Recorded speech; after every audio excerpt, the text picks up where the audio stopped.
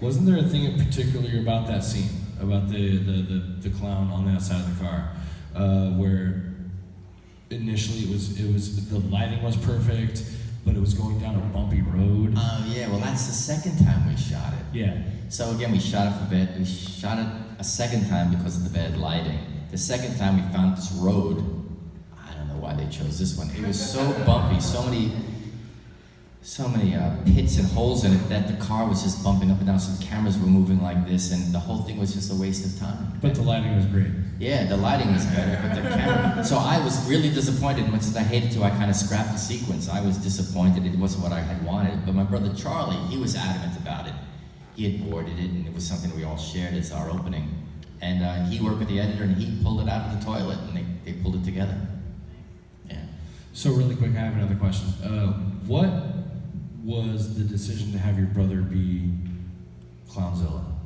Oh, really? Oh yeah, my brother Charlie. Yeah, you guys do that. Charlie was Clownzilla. Yeah, he was Clownzilla. Well, he says he didn't want to have anybody fall down and break the mask. It was the only animatronic mask we had for that character, and he said if we gave it to somebody else and they fell, because he had to walk down that little birthday cake.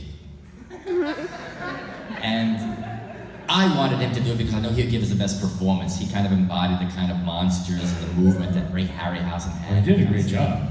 He did a great job, and again, we shoot high speed, which means everything they do has to be done in fast motion because it's slowed down so much. So he had to do, he was blind, it was hot, it was like 100 degrees in this tent miniature that we had.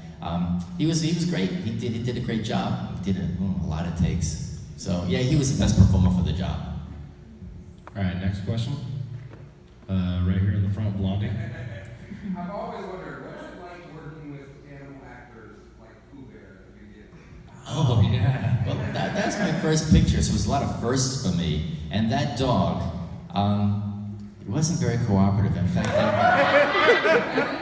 the trainer told us that the bloodhound is the stupidest dog to train and have do anything. But I don't remember that many problems with the animal because there weren't very many things we asked him to do. He looked this way, and his face kind of told the story, like, he was great. I think right now he's living in Tahiti, Bora Bora to be specific, with his wife. By the way, the set for the Red Fern Grows sucked because it was all bloodhound dogs. More questions? Right back here?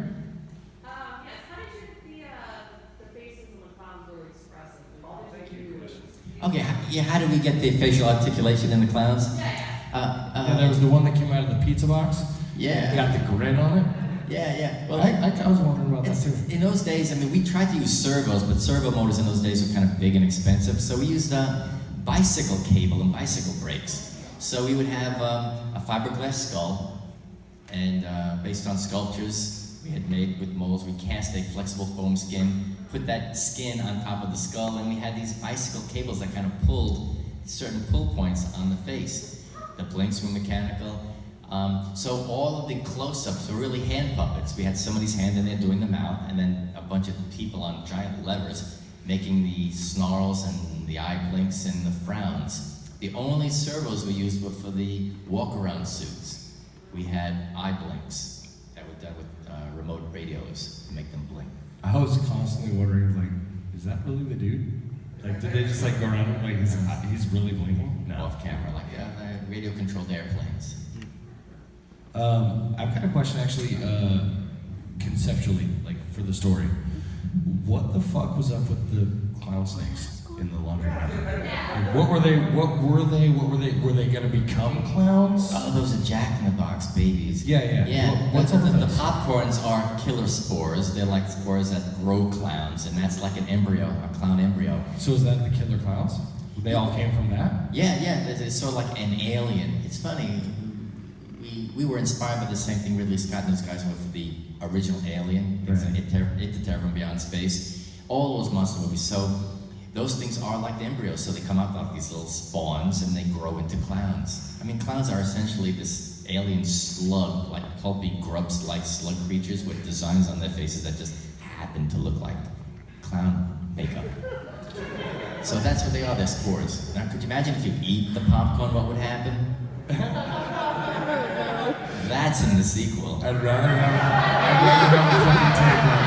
And by the way, just like so we know, you guys just watched the movie, right? Did she take the longest fucking shower ever? Like, so much shit happened while she was in the shower, that was ridiculous. I think it has the record for the longest shower sequence in all the motion picture history. Longest shower sequence with no titties. PG-13. Next question, right over here, yeah. Have any professional clowns ever given you their opinion of this movie? Yeah, over the course of time, we spoke to a lot of clowns, and for the most part, they love the film. They kind of get it. But there was one clown, and he said, "Oh, I think the kiddies will be a little afraid of this." And we said, "We're afraid of you."